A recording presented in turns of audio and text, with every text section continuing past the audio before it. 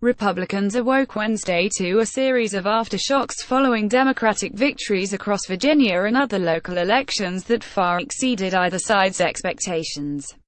That performance, particularly in key suburban battlegrounds across the nation, validates a strategy that Democrats on Capitol Hill had embraced earlier this year, trying to win back the majority by riding a wave of liberal resentment toward President Trump while also promising rational governance to centrist swing voters.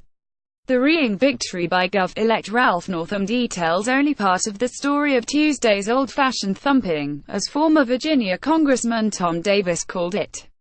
Beneath the top of the ticket races, in many fundamental places, the ground shifted against Republicans in ways that have properly struck fear in the hearts of GOP consultants. Of 8 Republican-held districts in the Virginia House of Delegates that touched at least part of the congressional district of Rep. Barbara Comstock, Democrats won 7. Comstock is considered one of the 10 most vulnerable Republicans in next year's midterm elections. Virginia Gov-elect Ralph Northam takes the stage at his victory rally in Northern Virginia Tuesday. Michael Robinson Chavez, The Washington Post. In the suburbs west of Philadelphia, Democrats romped. They won 2 county-wide seats on the Delaware County Council for the first time ever and swept 3 other county-wide offices in Pennsylvania's third-largest suburb. Democrats won first-ever victories in neighboring Chester County as well. The Republicans there tried to run as common-sense politicians who support low taxes, a similar message that U.S. Reps. Patrick Meehan and Ryan Costello expect to run on next year in districts that include those one-time GOP strongholds in the suburbs. Democrats there, in contrast, ran against Trump in what they described as a local GOP machine governed by cronyism. Voters wanted to vote to make a statement that Democrats are going to vote in the Trump era. David Landau, chairman of the county Democrats, told the Philadelphia Inquirer, "We're not going to go to sleep."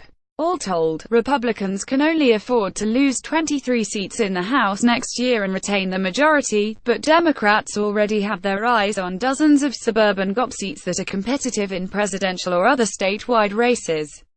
It just so happens that 23 Republicans, like Comstock, sit in seats that Hillary Clinton defeated Trump in last year, as well as another 13 that previously backed Barack Obama in his presidential races. Supporters of Democrat Ralph Northam erupt in joy as his victory is announced. Michael Robinson Chavez, The Washington Post. The Republicans were dejected seeing the results, left to question how much of a down-ballot effect Trump's unpopular presidency will have on them next year, and unclear what they can do to appeal to voters.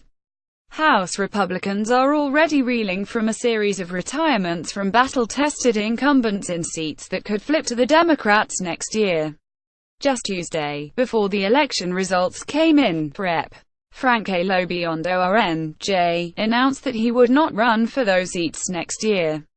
Rep. Martha McSally Rares is leaning toward an up-route move for the Senate rather than fight every 2 years to win her House seat. Democrats know this feeling. Back in 2009, they tried to downplay the Republican rout in the Old Dominion's elections.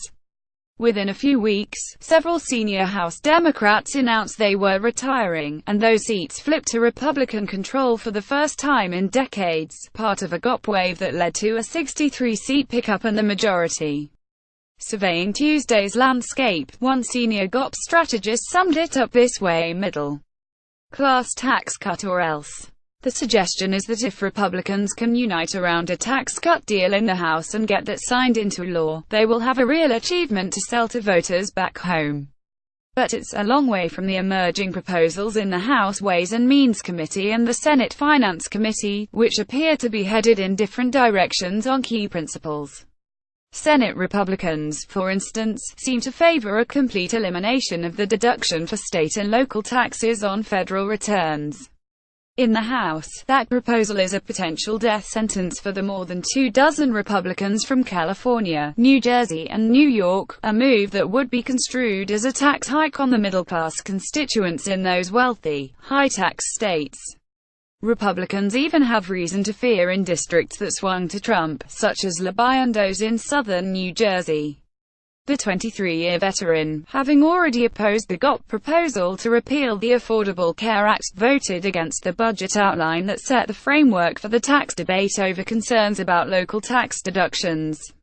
Even if they can sell the tax plan as benefiting most voters, Republicans have to look at Tuesday's results and worry if their playbook on taxes might come across as stale in this polarizing environment.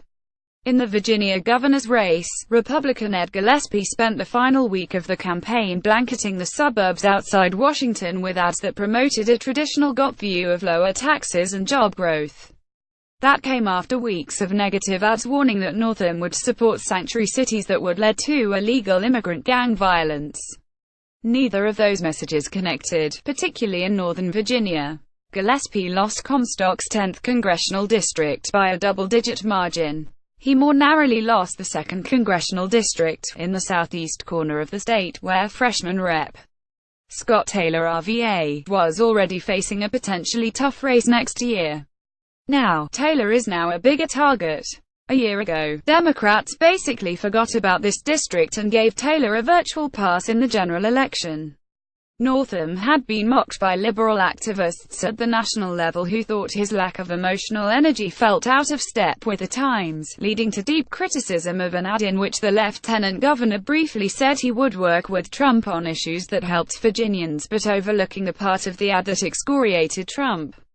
In his victory speech, Northam delivered that same double-barreled message, something that more Democrats are likely to copy next year. He blasted Trump's hatred and bigotry yet promised nonpartisan governance. "We will put the people of Virginia before politics, before party, before ideology," he said. Read more from Paul Kane's archive, follow him on Twitter or subscribe to his updates on Facebook.